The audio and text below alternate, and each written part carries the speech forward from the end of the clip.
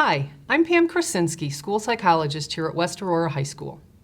While many of us think that grief only happens when we lose someone we love, it's actually more complicated than that. Loss of any kind can cause grief, and due to the COVID-19 outbreak, many of us are experiencing loss. We've lost our normal everyday lives, our routine, and some of our social connections. Some people have lost jobs and loved ones, and we're not able to grieve loss of loved ones the way we used to. With the unknowns of what is going to happen in the future, some people can be feeling anticipatory grief or thinking possible loss that will happen in the future. If you think you're feeling this anticipatory grief, here are signs to look for and how you can cope with these feelings. You're on edge and it's not clear why. You may be feeling a sense of dread, like something bad is about to happen, but you don't know what it is. We all know that anytime someone coughs or sneezes in public, we might be judging first, thinking that it could be COVID-19. You could also feel anxious or overwhelmed, and this could make you freeze up when thinking about making decisions or planning. You could also be procrastinating more often.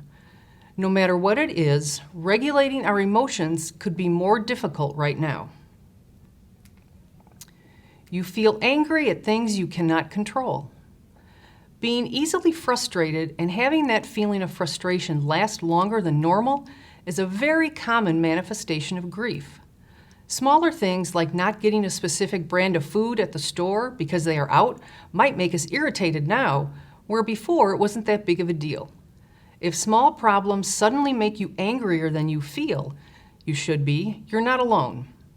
These small issues are reminders that things are not the same and can trigger the feelings of grief and loss.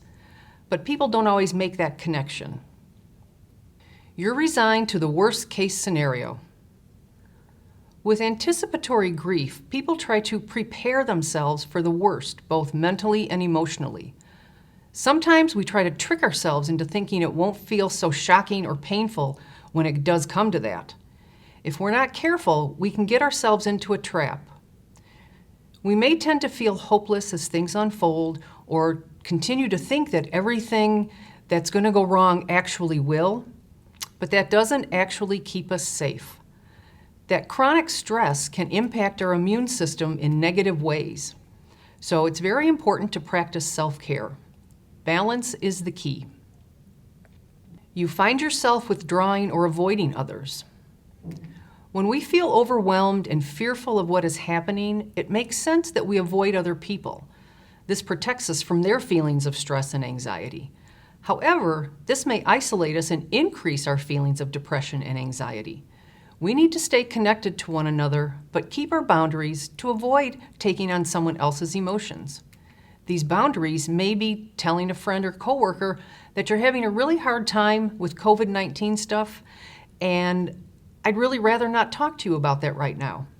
Or you might let them know that you're unable to support them by listening to their struggles, but perhaps there's something else you could do to support them, such as playing a game with them or doing a task for them. There's nothing wrong with setting these boundaries to keep yourself mentally healthy. You're completely exhausted. A lot of anticipatory grief is being in that fight, flight, or freeze mode.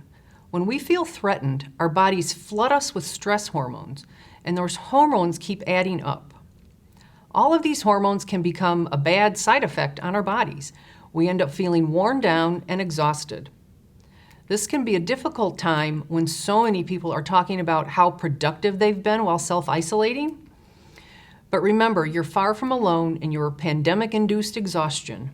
If you're feeling anticipatory grief, what can you do to cope?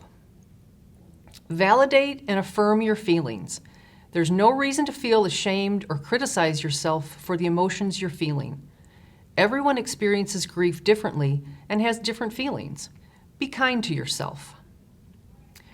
Bring it back to the basics. Make sure you are eating, staying hydrated, and getting plenty of rest during this time. Connect with others, even when you don't want to. You may want to keep everyone else out when you are feeling overwhelmed, but resist this urge. Human connection is very important to our well-being. Prioritize rest and relaxation. When we are feeling anxiety and having symptoms of grief, it's important to try to relax your body and your brain.